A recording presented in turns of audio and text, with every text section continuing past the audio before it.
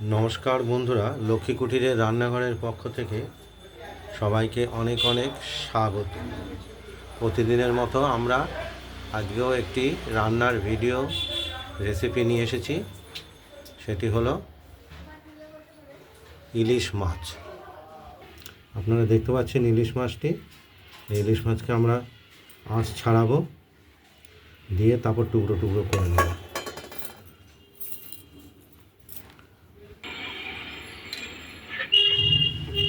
আমরা মাছটাকে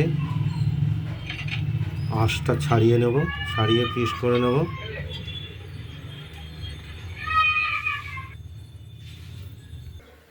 মাছটাকে আমরা পিস করে নিয়েছি, ধুয়ে টুয়ে নিয়েছি। এই পিসগুলো আমরা নুন হলুদ মাখিয়ে রেখেছি। এটা আলু আর বেগুন দিয়ে হবে ঝোল ইলিশ মাছ। বেগুনটা আমরা কড়াইতে তেল দিয়ে ভেজে নিচ্ছি হালকা, দেখতেই পাচ্ছেন। এর সঙ্গে আমরা আলু দেব, আর আলু আর বেগুনগুলোকে হালকা ভেজে নেব। আর এই ইলিশ মাছে আমরা যে মশলাটা দেব, সেই মশলাটা আমরা বেটে নিচ্ছি শিলে। এটার মধ্যে আমরা দিয়েছি বড় চায়ের চামচের 1 চামচ জিরে, আর অল্প ছোট চায়ের চামচের 1/2 চামচ রাঁধুনি, আর দিয়েছি একটি বড় লাল লঙ্কা কাঁচা। এটা আমরা বেটে নেব। এটা এখনও বাটা হয়নি। এরপর চলে যাচ্ছি আমরা ওই আলু আর বেগুনগুলো ভাজাতে। ঢাকা দিয়ে রাখবো।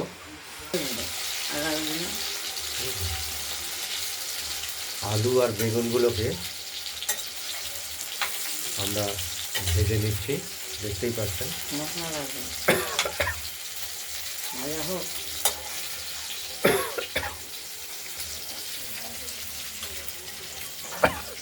আর মশলা বাটার কাজটা চলছে।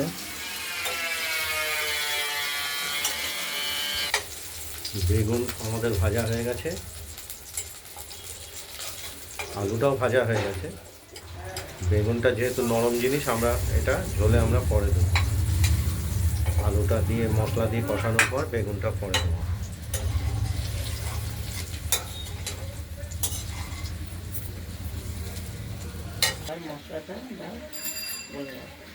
এবার মশলাটা আমাদের বাটা হয়ে গেছে, হলুদ সহ দিয়ে দিলাম। আলুগুলো তো ভাজা হয়ে গেছে হালকা। এই মশলাটা আমরা জিরে, রাঁধুনি আর কাঁচা লঙ্কা, লাল কাঁচা লঙ্কা। ইলিশ মাছে আমরা রাঁধুনি ব্যবহার করি, গন্ধটা খুব সুন্দর আসে।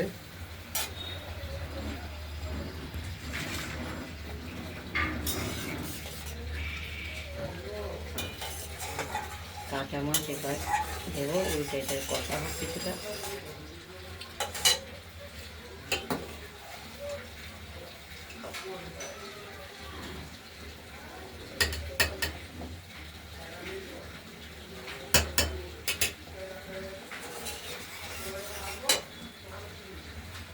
আর এই ইলিশ মাছটা আমরা কোনো রকম ভাজবো না, এটা কাঁচাই আমরা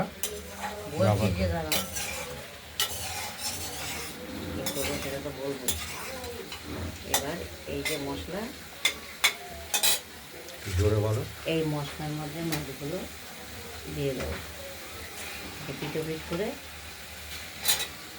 সাঁতলানো হয়, এটা মশলা দিয়ে সাঁতলানো হয়।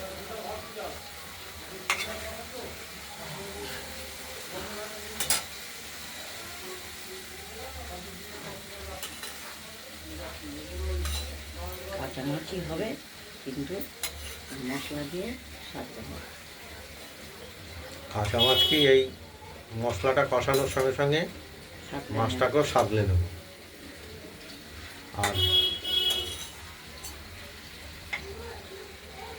একদম ভেজে খাই না আমরা। যে বেগুনটা যে আমরা ভেজে রেখেছি, এই বেগুনটা আমরা পরে দেবো, না হলে তো গলে যাবে।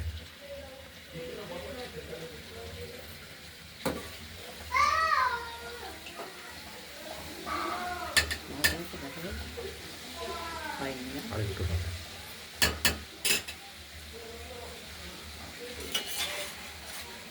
এইভাবেই এই মাছ রান্না হবে। ইলিশ মাছের ঝোল আমরা ভাপা বলতে ভাপা ভাপা না, ঝোল নেই। সবসময় ভাপা করি না, আর সর্ষে ব্যবহার করি না। আজকে সর্ষে দেবো না, জিরে লঙ্কা সর্ষে দিয়ে ব্যবহার করি না, সর্ষে ব্যবহার করলে পেটে করি। প্রবলেম হয়। সর্ষের প্রয়োজন সে এক এক দিন এক এক দিন অন্যদিন যেটা করবো সেটা সেটাই সর্ষে ব্যবহার। এতে সর্ষে দিই না, এটা এইভাবেই ঝোল হয়। রাঁধুনি দিয়ে কাঁচা মাছকে ওই মশলার সঙ্গে সাঁতলে পুর দেওয়া দেয়।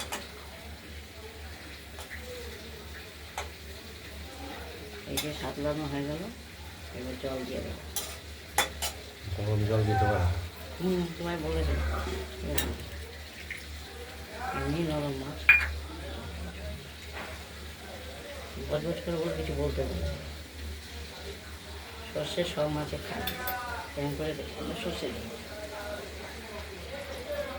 এবার আমরা মাছগুলো একটু মশলার সঙ্গে সাঁতলানো হয়ে গেছে, এবার আমরা জল দিয়ে দিচ্ছি।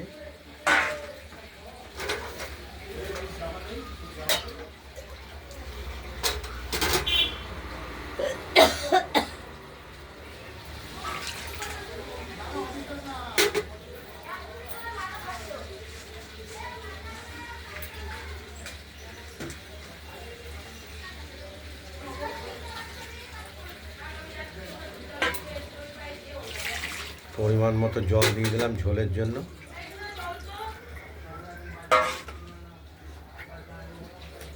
ভেজে রাখা বেগুনগুলো এখন দিয়ে দিলাম।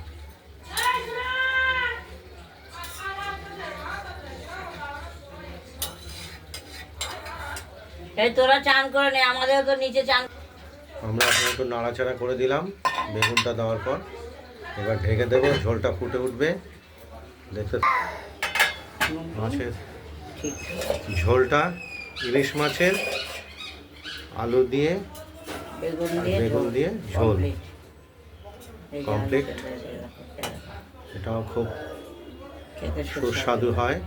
এই যে বেগুন টেগুন সব নরম হয়ে গেছে। ঢেলে ফেলবে বা দেখবি, ঢেলে নি তারপর এবার আমাদের ঢেলে নি তারপর মাছটা থালায় আমরা বেড়ে ফেলবো।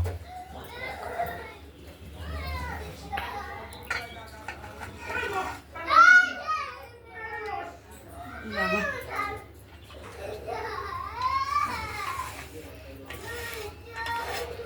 আলু আর বেগুন দিয়ে ইলিশ মাছের ঝোল চোদ্দ রাখো। রেসিপি।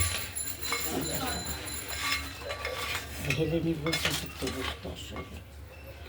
আপনাদের যদি এই ইলিশ মাছের ঝোল রেসিপিটি যদি ভালো লাগে, তাহলে আপনারা এই আলু বেগুন দিয়ে ইলিশ মাছের ঝোল রেসিপিটি বানিয়ে ফেলুন, দিয়ে আমাকে কমেন্টে জানাবেন আপনাদের ইলিশ মাছের ঝোল রেসিপিটি কীরকম হয়েছে। রান্নার ভিডিওটি ভালো লাগলে লাইক করবেন, শেয়ার করবেন, আর আমাদের রান্না বান্নাটা ভালো লাগলে লক্ষ্মী কুঠিরের রান্নাঘরের চ্যানেলটিকে সাবস্ক্রাইব করে রাখবেন। আজ এই পর্যন্তই। জলটা বসালে কি হবে তো? ভালো থাকবেন, সুস্থ থাকবেন, সব ঠিক থাকবে। নমস্কার।